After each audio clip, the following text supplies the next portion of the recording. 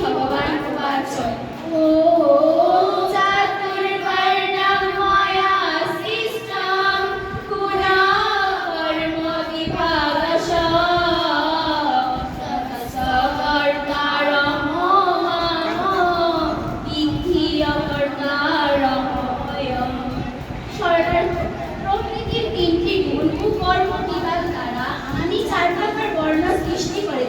আমি তার কর্তা হওয়া সত্ত্বেও আমাকে অকর্তা ও অভয় বলে যাচ্ছে।